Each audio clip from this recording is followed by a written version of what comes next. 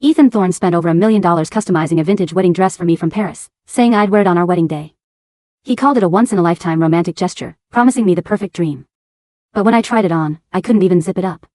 The waist was a size too big, yet the bust felt suffocatingly tight. I thought the designer had mixed up the measurements and flipped up the skirt to find the tag. That's when I noticed a few words embroidered in silver thread on the delicate tulle closest to the heart. Sera, forever. I thought it was a romantic blessing from the French designer. Until I scrolled past a ballerina on Instagram.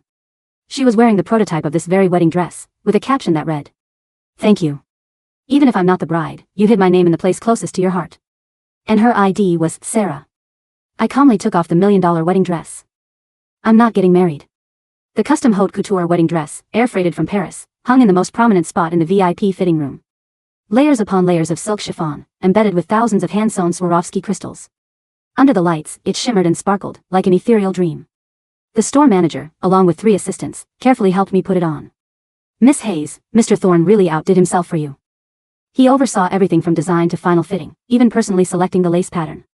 The manager sighed with envy as she adjusted my skirt. I looked at myself in the mirror, but a frown creased my brow. The zipper won't go up. An assistant struggled for a long time behind me, sweat beading on her forehead. "Miss Hayes, have you gained a little weight recently? The waist is quite loose, but the bust and back are really too tight." I didn't say anything. My weight hadn't changed much in years. I'd had a physical last week, and it was exactly the same. My figure had always been standard, but the cut of this dress was clearly for an extremely slender, almost flat-chested girl. "Maybe I haven't rested well these past few days. I feel a little swollen," I offered a casual excuse. "In that case, please take it off, and we'll have the tailor add a bit of allowance." The assistants helped me out of the dress. The heavy skirt piled onto the carpet. As I bent to lift the hem, my fingers inadvertently brushed against the sheer fabric on the inside of the bodice. There was a slight protrusion. I thought it was a loose thread, but when I flipped it over, I froze. In the spot closest to the heart, a line of words was intricately embroidered with incredibly subtle silver thread. "Sera, forever." The silver thread gleamed with a cold, piercing light under the cool white lamps. "Miss Hayes, what's wrong?" The manager noticed my changed expression and leaned in to look. "Oh, was this something Mr. Thorne specifically requested?" Young couples these days love this kind of exclusive romance, embroidering each other's names or vows into the wedding dress. The manager smiled, a hint of suggestive amusement in her eyes. I didn't smile. "My name is Aurora Hayes. Ethan usually called me Rory, or my full name." "Who was Sera?" I clutched the tulle, my fingertips turning white. "I'm not trying it on anymore." I let go, allowing the $1 million wedding dress to fall to the floor. "Miss Hayes? We haven't even altered the size yet." "No need to."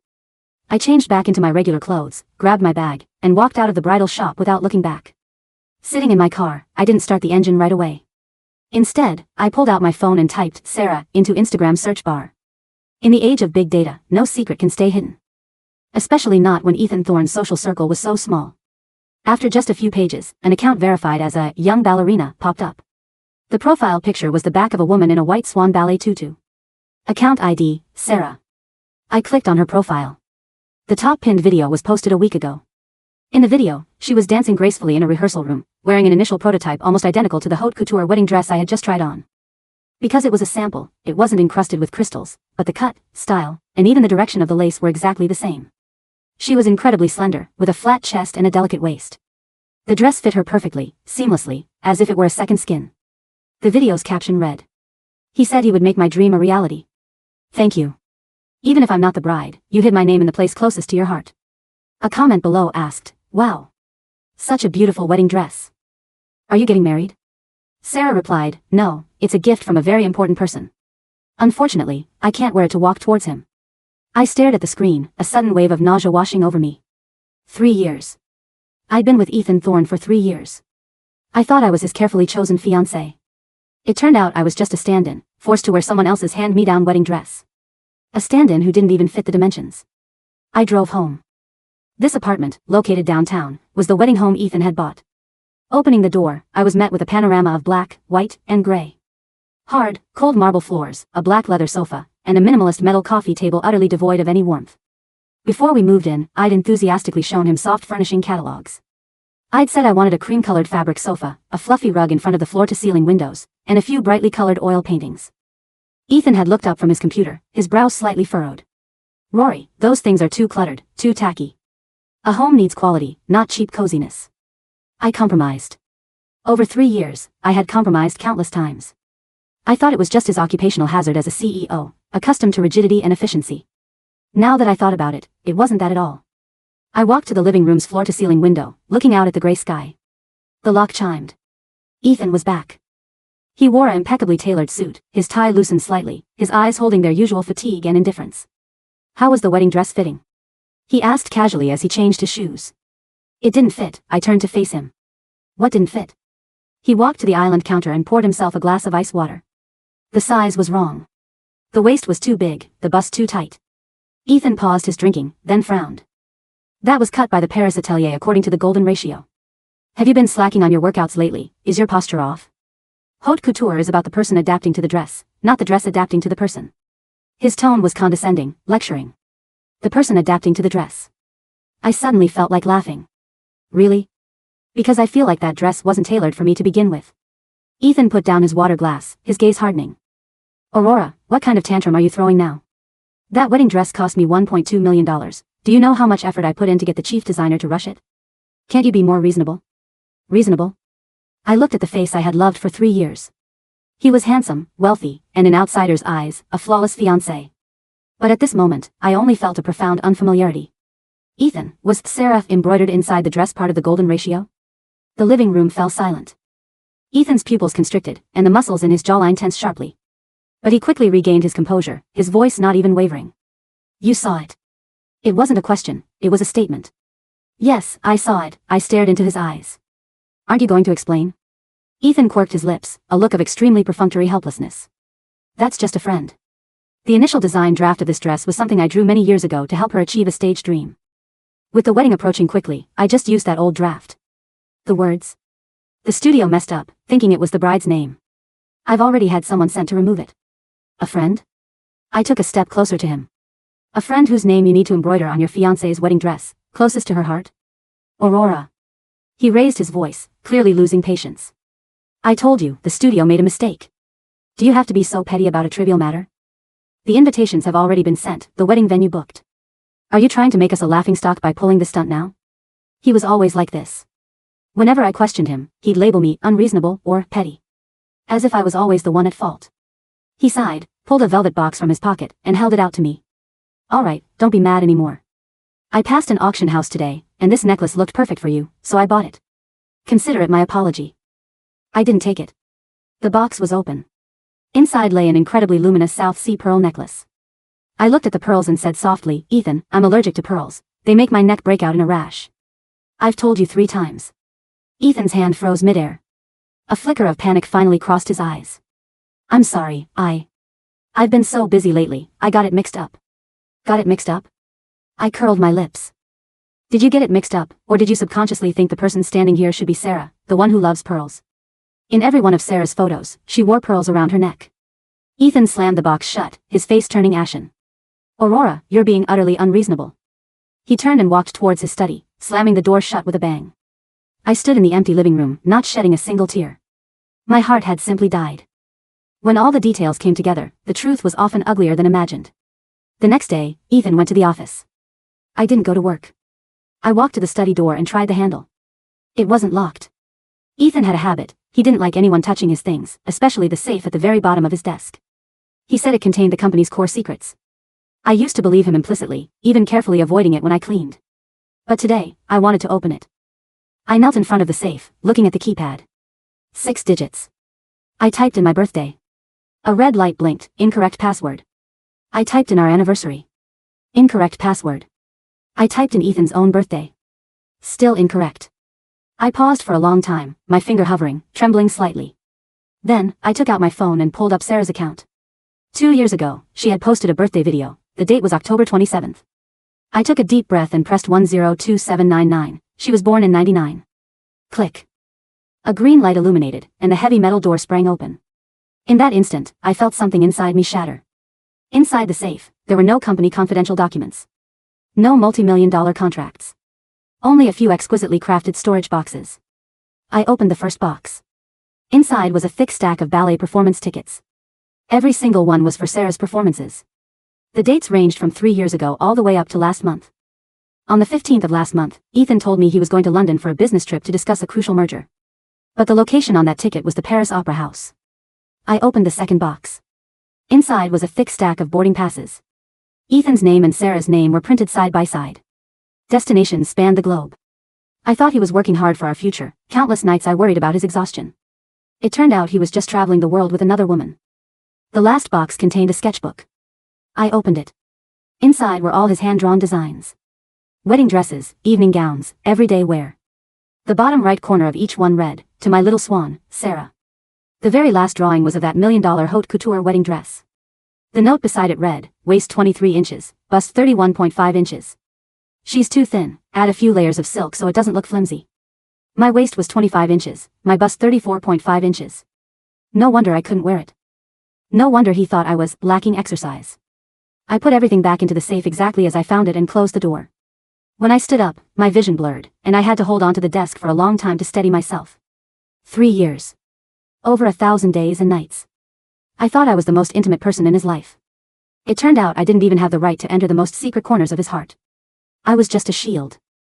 A perfect fiancé he used to appease his parents and the outside world when he couldn't openly marry Sera. I pulled out my phone and called my best friend, Chloe Green. "Chloe, are you free for lunch? Let's meet up." "What's wrong? Your voice is so hoarse, do you have a cold?" "No," I looked at the sunlight outside the window. "I just feel like it's time for me to wake up." Chloe and I met at a discreet coffee shop. After hearing my story, Chloe was so furious she almost crushed her coffee cup. "That jerk, Ethan. How dare he?" Chloe suddenly stood up, drawing glances from people around us. I tugged at her sleeve. "Sit down, don't get so worked up." "How can I not get worked up?" Chloe lowered her voice, her eyes red. "Aurora, how have you been surviving these past 3 years? You even gave up your beloved design career for him. You willingly went to his company to be an uncredited ghost designer. Which of his new brand, Thorne's, hit products wasn't something you stayed up all night drawing? How dare he treat you like this?" She was right. I used to be an award-winning new designer. When Ethan was starting his business, his funding ran out, and he couldn't afford good designers. Without a second thought, I resigned from my high-paying job and joined his company. To avoid suspicion and not overshadow him, none of my designs were ever credited. The outside world thought Ethan Thorne was a business prodigy and a design genius. Only I knew that those stunning works were born from my tireless efforts, stroke by stroke. "Chloe, crying won't help." I stirred my coffee, my eyes as cold as ice. "I didn't ask you to meet me today to cry." Chloe paused, looking at me. "Then what do you plan to do? Break off the engagement just like that? That's letting those two off easy." "The engagement is definitely off." I put down my spoon. "But I'm not letting him off easy." "How so?" "The wedding venue is the top hotel in the city. The deposit was $50,000. That wedding dress, $1.2 million. And other miscellaneous preparation costs, it all adds up to nearly $200,000. I looked at Chloe. All that money came from my parents. Ethan had said his company was having cash flow problems, and my parents, feeling sorry for me, had pulled out their life savings without hesitation. If I unilaterally announce the breakup now, according to the contract, none of those deposits will be refunded. Chloe gasped. "Damn it, he used your parents' money to make a wedding dress for his white moonlight." "Exactly. So, I need evidence," I calmly analyzed. "I need to prove that he was at fault first, that he violated the principle of fidelity in our engagement. Only then can I, through a lawyer, get all that money back, down to the last penny. Not only that. I also wanted to reclaim everything that belonged to me.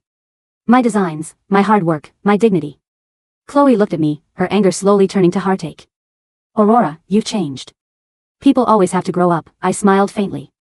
"I used to think love could sustain you, but now I realize that money and a career are the most reliable things. What do you need me to do?" Chloe asked without hesitation. "Help me contact the best lawyer in the city for divorce and contract disputes." I looked at her. "The tougher, the better." "No problem. Leave it to me." After parting ways with Chloe, I didn't go home. Instead, I went to a shopping mall. I bought several sets of brightly colored clothes. Red, bright yellow, royal blue. I threw all those black, white, and gray clothes into the trash. Ethan loved minimalism. But I, Aurora Hayes, was born to love passion and vibrancy. The office of Vance and Associates sat on the 45th floor of a steel and glass tower overlooking the harbor. It was a space designed to intimidate, all polished dark wood, quiet carpets, and floor-to-ceiling windows. That made the city below look like a grid of miniature toys. Richard Vance did not look like a man who spent his time in mudslinging divorce courts. He was impeccably dressed, with silvering temples and eyes that possessed the sharp, analytical stillness of a hawk. He leaned back in his leather chair, tapping a gold fountain pen against a thick manila folder. The evidence you've brought is substantial, Miss Hayes, Vance said, his voice a low, reassuring baritone. But we must be precise. In the eyes of the law, an engagement is a conditional gift. The ring, the deposits, the arrangements, they are predicated on the assumption of marriage.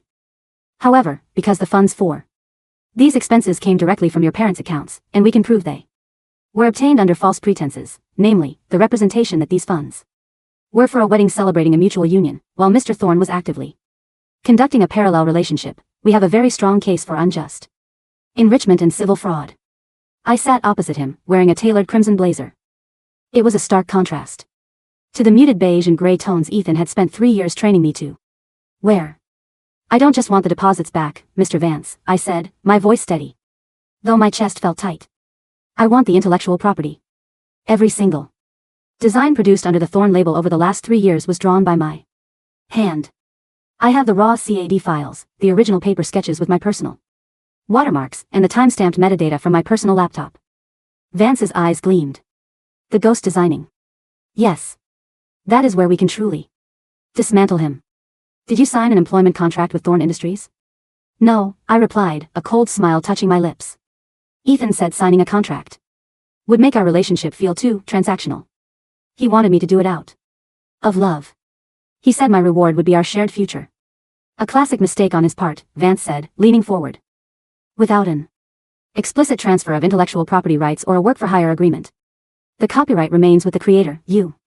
Because you were never an official employee and received no salary, he has been selling copyrighted material without a license.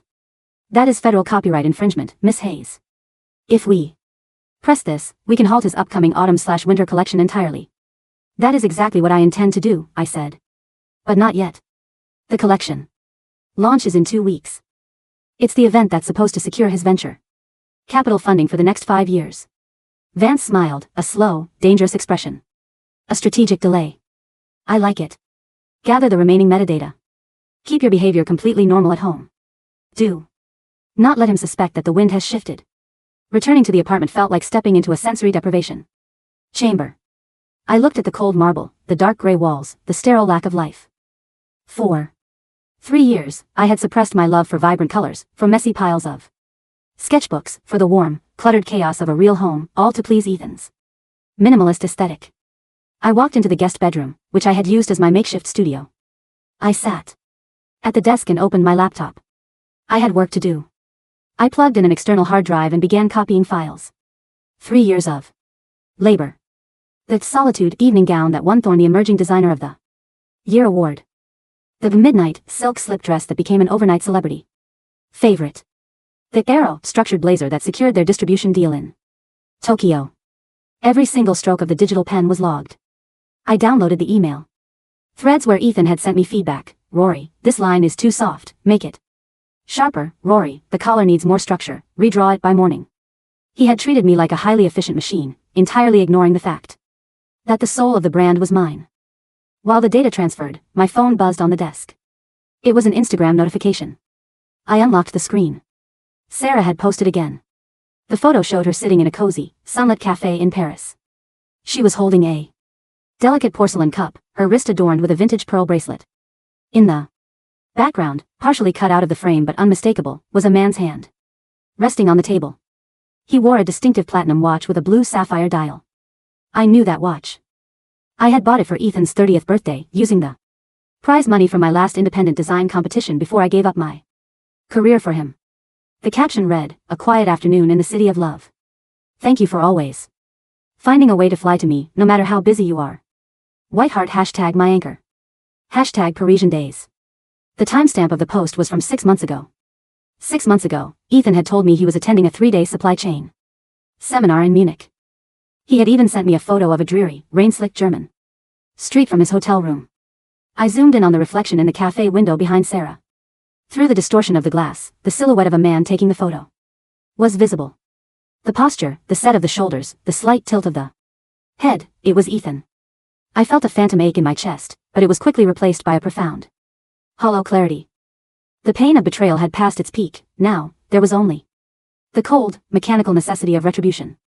I took a screenshot of the post, saved the image, and added it to a folder labeled Financial Discrepancies and Travel Logs. At 8 p.m., the front door opened. Ethan walked in, looking exhausted. He threw his briefcase onto the bench and loosened his tie, his brow furrowed in a familiar pattern of irritation. Why are the lights so bright? He complained immediately, squinting at the warm yellow lamps I had turned on in the living room. I've told you, Rory, the cool white LEDs are better for the space. Warm light makes the marble look cheap. I felt like a change, I said calmly, not looking up from the kitchen island, where I was chopping vegetables. Ethan walked over, pouring himself a glass of sparkling water. He looked at the cutting board and frowned. Are those bell peppers? You know I don't like the smell of roasted peppers in the house. It lingers in the drapes. I'm making them for myself, I replied, my voice devoid of its usual apologetic tone. If you don't like the smell, you can open a window. Ethan stopped, the glass halfway to his mouth. He stared at me, his eyes narrowing slightly. What is wrong with you lately? Ever since the fitting yesterday, you've been acting incredibly combative. I told you, the embroidery was a mistake by the French atelier. I've already called them and had it sorted. They're shipping a replacement bodice. Did they also ship a replacement body for me? I asked, turning to face him. The chef's knife resting on the cutting board. Because the last time I checked, my waist isn't 23 inches, and my bust isn't 31. Even if they changed the name, Ethan, the dress still wasn't made for me. Ethan's face darkened. He put the glass down with a sharp clack against the quartz countertop. Are we still on this? He said, his voice dropping to that low, warning register he used when he wanted to end a discussion. I spent over $1 million on that dress. I used my connections to get you a custom piece from one of the most exclusive houses in Paris. Most women would be thrilled. Instead, you're dissecting the measurements like a jealous schoolgirl. If you've gained weight, just admit it and let the tailor fix it. Stop trying to find conspiracies in a simple design error. I looked at him, really looked at him. The handsome facade, the expensive styling, the absolute, unwavering arrogance. He honestly believed he could gaslight me into doubting my own senses. You're right, I said, offering a small, empty smile. I'm just tired. The wedding planning has been stressful. Ethan's expression softened slightly, a look of smug satisfaction returning to his features. He stepped closer, attempting to drape an arm around my shoulders. That's more like it. We have the brand launch in 2 weeks, Rory. The investors from the Vance Group are going to be there. I need you looking your best, by my side. No distractions. Let's not make a scene over a misunderstanding. I stepped back, subtly avoiding his touch by reaching for a bowl. Of course. No distractions. The next day, while Ethan was at a high-level marketing meeting, I met my parents at a quiet restaurant on the outskirts of the city. My mother, Eleanor, was a retired school principal, and my father, Arthur, was a former civil engineer. They were decent, hard-working people who had spent their entire lives saving. When Ethan had approached them 6 months ago, claiming that his company's capital was temporarily tied up in offshore production contracts and that he needed help securing the prestigious Grand Plaza Hotel for our wedding, they hadn't hesitated. They had transferred $150,000, nearly half their life savings, to cover the venue deposit and the catering prepayments. Darling, you look pale, my mother said, reaching across the table to squeeze my hand. Are you eating enough? I know wedding preparations can be overwhelming. I'm fine, Mom, I said, taking a deep breath. But we need to talk about Ethan and about the wedding. My father looked up from his menu, his expression instantly sharpening. Did something happen, Rory? The wedding is not going to happen, I said directly. My mother gasped, her hand flying to her mouth. What? Why? Did you two have a fight? I took out my phone and laid it on the table. I opened the folder I had prepared. I showed them the screenshots of Sera's Instagram, the flight logs that matched Ethan's business trips to her ballet tour dates, and finally, the photo of the embroidery inside the $1 million wedding dress. The dress he claimed to have custom-made for me was designed to the exact measurements of his mistress, I explained, my voice cracking slightly despite my best efforts to remain clinical. He used the design he drew for her years ago. And the money you gave him for the hotel? He didn't use it for the venue. He used his company accounts to pay the hotel, but he funneled your personal transfer into his private account to cover the shipping and import duties on that very dress. My father's face turned a dangerous, mottled red. He gripped the edge of the table so hard his knuckles turned white. He stole from us. He took our savings to buy a dress for another woman. Technically, he commingled the funds to make it look like a business expense. I said, leaning in. But yes. He defrauded you. If we break off the engagement. Now, the venue keeps the deposit, and Ethan keeps the dress. But I've hired Richard Vance. He's going to help us get every single penny back. Vance? My father looked startled. The corporate litigator? He's incredibly expensive, Rory. He's handling it on a contingency basis because of the intellectual property claim, I explained. I'm suing Ethan for the copyright of every design he's released over the last 3 years. Vance says the potential damages are in the millions. He's using that leverage to force a rapid settlement for your money. First. My mother was crying softly, wiping her eyes with a napkin. Oh, my sweet girl. All those years you spent helping him. You gave up your own dreams for that man. I didn't give them up, Mom, I said, my eyes clearing. I just lent them to him. And now, I'm taking them back. With the legal machinery moving in the background, I spent the next week playing the part of the dutiful fiancé. It was an exhausting, surreal exercise in theater. Every evening, Ethan would come home and talk about the upcoming launch. He was stressed, pacing the floor, barking orders at his assistants over the phone. Thorne Industries was on the verge of either massive expansion or total collapse. They needed the venture capital funding from the investment group attending the launch to survive the winter production cycle. The collection is perfect, he muttered one night, staring at his tablet. The Ether line is going to redefine minimalist luxury. The critics are already calling it a masterpiece. I sat on the sofa, knitting a sweater in a bright, defiant shade of marigold yellow. Is it? I'm glad you like the draping on the silk pieces. I spent 40 hours getting the shoulder seams to sit right. Ethan didn't even look up.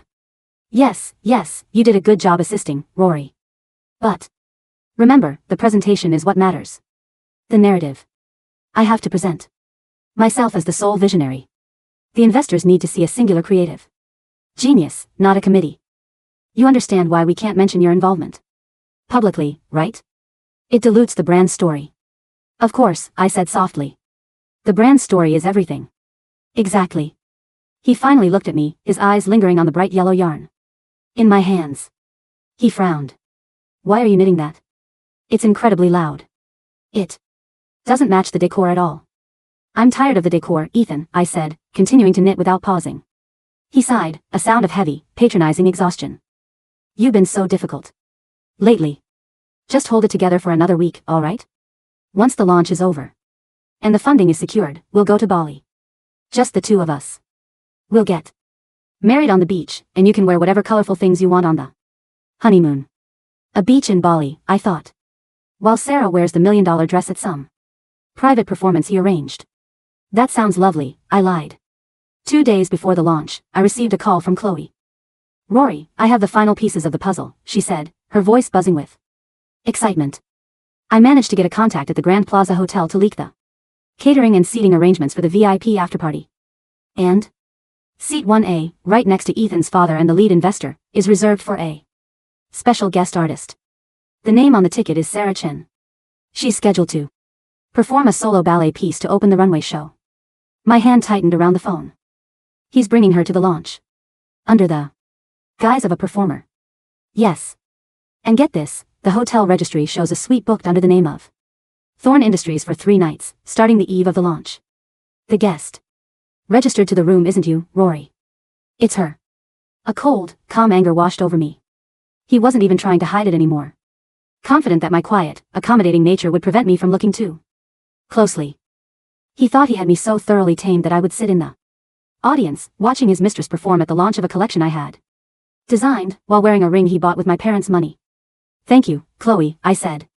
Are the media contacts ready? They're locked and loaded. I've sent the anonymous press kits to the lead fashion editors at Vogue, The Cut, and WWD.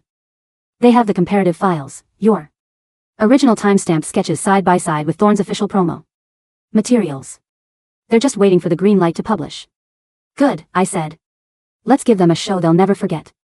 The night of the Thorne Autumn/Winter collection launch arrived. 1. The venue was the Museum of Contemporary Art, a massive, brutalist concrete structure that Ethan had rented out for an astronomical fee. The entrance was flanked by towering searchlights that cut through the damp autumn air, illuminating a red carpet swarming with photographers, influencers, and high-profile investors. I arrived separately from Ethan, claiming I needed to handle some last-minute backstage styling details. In reality, I wanted to avoid being seen with him until the trap was sprung. I wore a vintage dress I had sourced myself, not a Thorne design, and certainly not minimalist. It was a structured, architectural gown in deep emerald green silk, with a dramatic sweetheart neckline and a sweeping train. It was bold, royal, and completely impossible to ignore. As I walked into the VIP lounge, I saw Ethan standing near the entrance, surrounded by a group of men in bespoke suits. He looked polished, his hair slicked back, a champagne flute in his hand.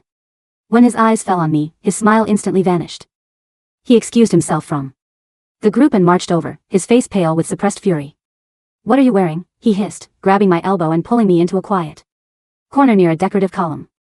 "I told you to wear the gray silk sheath from the new collection. This looks like a costume.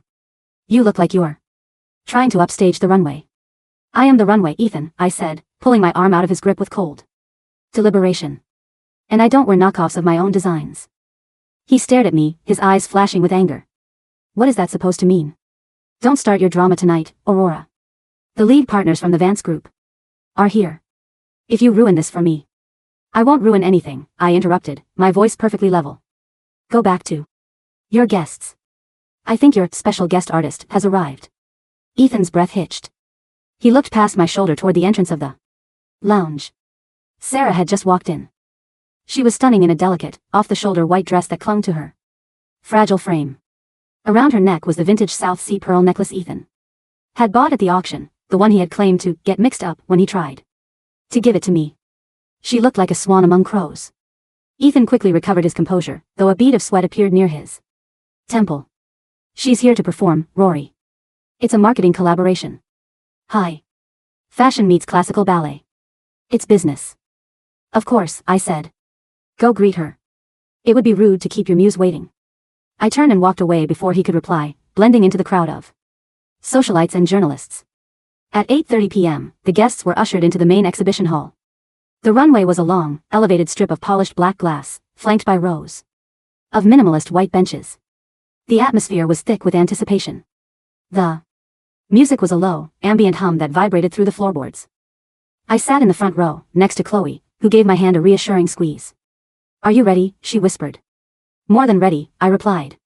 Directly across from us sat the lead investors from the Vance Group, including senior executives who were preparing to sign a multi-million-dollar check to fund Thorne's global expansion. The lights slowly faded to complete darkness. A single, stark spotlight illuminated the far end of the runway. Sera appeared.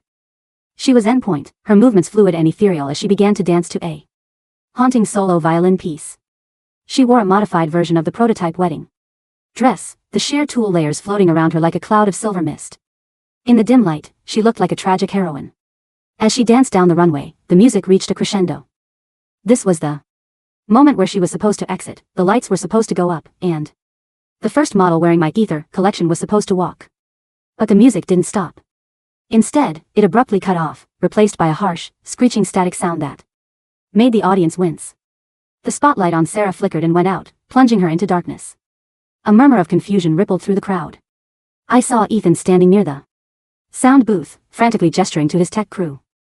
Suddenly, the massive projection screen behind the runway lit up. It didn't show the sleek, minimalist Thorne logo. Instead, it showed a high-resolution scan of a hand-drawn fashion sketch, a beautifully detailed design for a structured trench coat. In the bottom right corner, clearly visible, was my signature watermark, Aurora Hayes Designs. Copyright 2024. Beside it, a side-by-side comparison video began to play. It showed the creation process of the garment, with the digital metadata showing the file had been created, edited, and finalized on my personal computer months before Thorne Industries had even registered the design. A voice recording began to play over the state-of-the-art sound system. It was Ethan's voice, clear and unmistakable. "Rory, the investors are buying that soul genius narrative. If they find out you're the one drawing these pieces, the valuation drops. Just stay in the background. Once we get the funding, I'll make it up to you. I'll buy you whatever you want." The crowd gasped. The journalists in the second and third rows immediately pulled out their phones, their fingers flying across their screens as they realized they were witnessing the public execution of a major fashion brand. But the screen didn't stop there. The image shifted. It showed a close-up photograph of the inside of the million-dollar wedding Dress, specifically, the delicate silver embroidery closest to the heart, Sera. Forever. Beneath it, the screen displayed a screenshot of Sera's Instagram post. Thank you. Even if I'm not the bride, you hid my name in the place closest to your heart. And finally, the screen showed the financial ledger, a bank transfer of $150,000. From my parents' retirement account directly into Ethan's personal account. Followed by a wire transfer of the exact same amount to the Paris Haute Couture atelier to cover the customs and delivery fees for the dress. The caption on the screen read, Thorne Industries, built on stolen designs. Funded by stolen savings. The venue erupted into absolute chaos. The lights in the hall slammed on, blinding the audience. Sera stood in the middle of the runway, frozen like a deer in headlights, her face pale, her hands trembling as she tried to cover her face from the flashing cameras of the paparazzi who had rushed the stage. Ethan was sprinting down the side of the runway toward the projection booth, his face red, his expensive suit disheveled. Turn it off. Turn it off now, he screamed at the technicians, who were staring at him in shock. I stood up from my seat, smoothing down my emerald green gown. The lead investor from the Vance Group, a formidable older woman named Diane Vance, Richard's sister, as it turned out, stood up as well. She looked at Ethan with an expression of cold, unmitigated disgust. The deal is off, Mr. Thorne, Diane said, her voice carrying easily over the din of the room. The Vance Group does not invest in intellectual property theft or domestic fraud. Our lawyers will be in touch to claw back our preparation fees. Ethan stopped dead in his tracks. He turned, his eyes searching the crowd until they locked onto me. He walked toward me, his chest heaving, his hands shaking. Aurora, what did you do? Why did you do this? We were going to be a partnership. We were going to build an empire.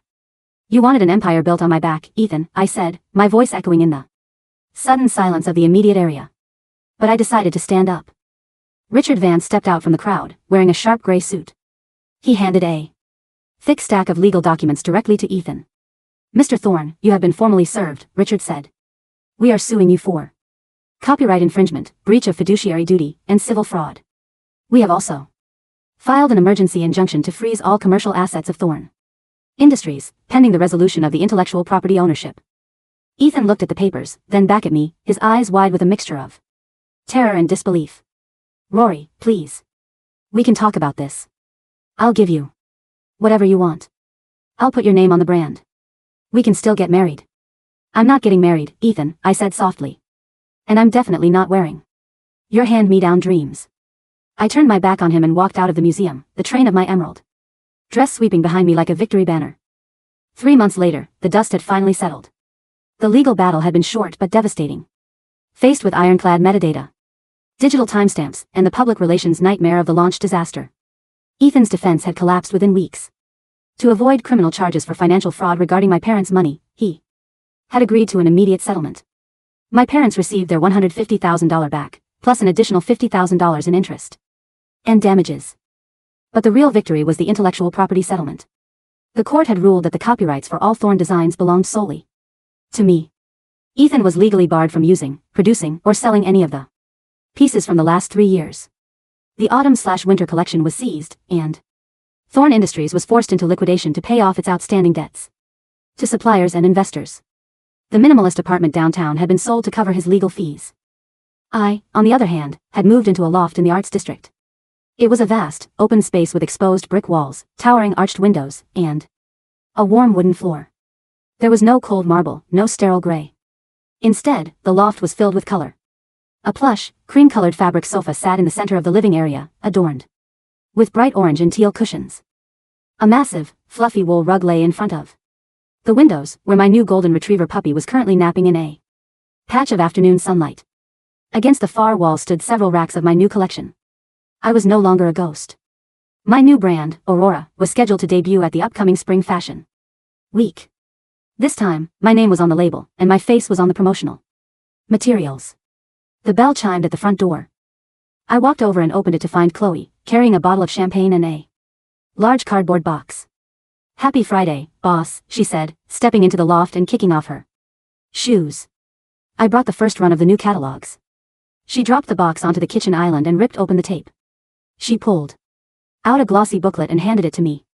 The cover showed a model standing on a cliffside, her dress a vibrant, flowing sunset of reds, yellows, and oranges, catching the wind. The typography was Clean, modern, and proud. Aurora Spring, Summer Collection. I ran my fingers over the embossed letters. A quiet, profound sense of peace settled in my chest. It's beautiful, Chloe, I said. Thank you. We've already got pre-orders pouring in, Chloe said, popping the cork on the champagne. The story of how you reclaimed your designs has made you an icon. People aren't just buying the clothes, Rory. They're buying the independence. That's the best part, I said, clinking my glass against hers. Later that evening, after Chloe had left, I sat by the window, watching the city lights flicker to life. My phone vibrated on the table. It was an unknown number, but I answered it anyway. Hello? Rory. The voice was hollow, raspy, and instantly recognizable. Ethan. I didn't hang up. I wanted to hear what he had to say from the bottom of the pit he had dug for himself. What is it, Ethan? I asked, my voice completely devoid of emotion. I saw the catalogs, he stammered. The new collection is brilliant. The way you use the drapes, it's better than anything we did at Thorne. It's better because it's mine, I replied. Unfiltered. Uncompromised. There was a long silence on the other end of the line. I could hear the faint sound of city traffic in the background. He was probably calling from some cheap rental on the outskirts of the city. I lost everything, Rory, he said, his voice cracking. The company, the apartment, my reputation. Even Sera left. The moment the money ran out, she booked a flight back to Paris with some older patron. I know, I said. Richard told me. I want to apologize, he whispered. I was blind. I had the most talented, beautiful woman in the world by my side, and I threw it away for a fantasy. Can we please just meet? Just for a coffee. Let me explain. There's nothing to explain, Ethan, I said, looking out at the vibrant city below. You didn't get me mixed up with Sera. You just thought I was small enough to fit into the box you built for me. Rory, please. Don't call this number again, I said. My lawyer has already filed for a permanent harassment injunction. Goodbye, Ethan. I hung up the phone. I walked over to the design table, where a fresh sheet of white paper lay waiting. I picked up my charcoal pencil and began to draw. The first line was bold, sweeping, and full of life. It didn't fit anyone else's measurements. It was exactly my size.